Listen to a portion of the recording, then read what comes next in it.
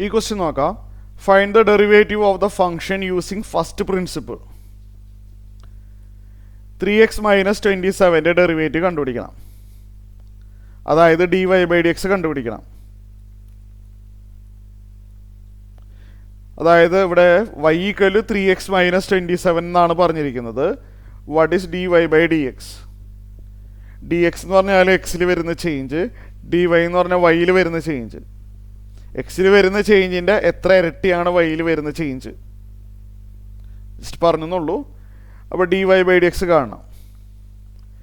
dy/dx കാണണമെങ്കിൽ formula എന്താണ്? First principle limit h tending to 0 f of x plus h minus f of x by h ആണ്.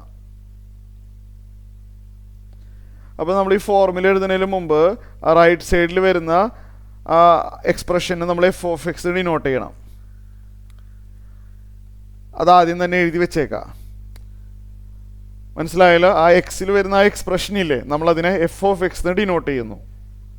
അപ്പോൾ dy/dx കാണാനുള്ള formula limit h tending to 0 f of x plus h minus f of x by h ആണ്. Limit h tending to 0 f of x plus h കാണുന്നത് എങ്ങനെയാണെന്ന് അറിയാമോ? f of x plus h കാണണമെങ്കിൽ x മാറ്റിയിട്ട് പകരം x plus h എഴുതണം. x എന്ന് പറഞ്ഞ ലെറ്റർ ഇവിടെ നിന്ന് മാറ്റാം.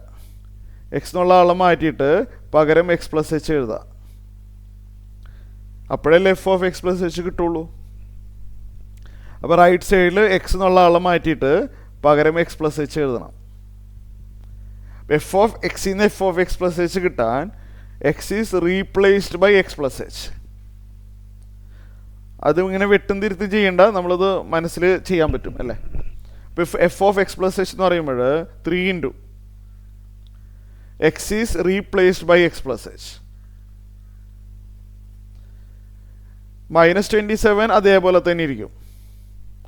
x എന്നുള്ളത് x plus h ആയി എന്ന് മാത്രമേ ഉള്ളൂ. കോൺസ്റ്റൻസ് എല്ലാം അതേപോലെ. ഇതാണ് എന്ത്? f of x plus h minus f of x. f of x എന്ന് പറഞ്ഞാൽ 3x മൈനസ് 27. 3x minus 27.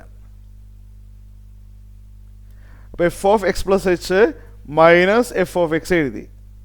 ഇത്രയും കാര്യങ്ങൾ ക്ലിയർ ആയല്ലോ. എന്ത് ചെയ്യും നമുക്കിനി അടുത്ത സ്റ്റെപ്പിൽ? താഴെ h ഉണ്ടല്ലേ. അപ്പോൾ അടുത്ത സ്റ്റെപ്പിൽ ലിമിറ്റ് h ടെൻഡിങ് ടു 0 നമുക്ക് ഈ 3 വേണമെങ്കിൽ ഉള്ളിലോട്ട് മൾട്ടിപ്ലൈ ചെയ്യാം. 3 into x 3x plus 3 into h 3h minus 27. ഈ മൈനസ് ബ്രാക്കറ്റിനകത്തോട്ട് പോകുമ്പോൾ minus 3x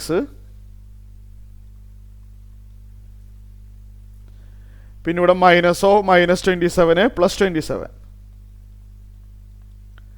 all divided by h വരും. ഇന്നെന്തായിരിക്കും അടുത്ത സ്റ്റെപ്പ്? നമുക്ക് അടുത്ത സ്റ്റെപ്പിൽ ക്യാൻസൽ ചെയ്ത് കളയാൻ പറ്റില്ലേ?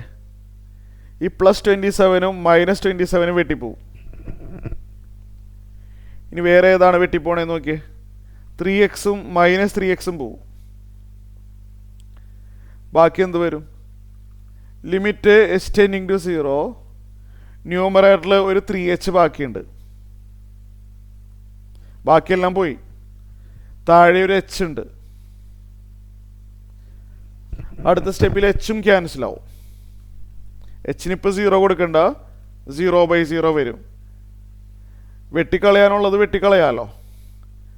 h വെട്ടിപ്പോയി കഴിഞ്ഞാൽ 3 വരും. വെട്ടിക്കളയാനുള്ളത് ഉണ്ടെങ്കിൽ അത് ഉടനെ വെട്ടിക്കളയാം. എന്നിട്ട് h-ന് 0 കൊടുത്താൽ മതി. h-ൻ്റെ വാല്യൂ 0-ലോട്ട് അപ്രോച്ച് ചെയ്യുമ്പോൾ 3-യുടെ വാല്യൂ എന്തായിരിക്കും? 3-യുടെ വാല്യൂ 3 തന്നെയായിരിക്കും. കോൺസ്റ്റന്റ് റിമെയിൻസ് കോൺസ്റ്റ് അല്ലേ? കോൺസ്റ്റന്റ് അതേപോലെ തന്നെ എഴുതാം. h 0 ആയാലും 3 എന്നുള്ളത് 3 തന്നെയല്ലേ?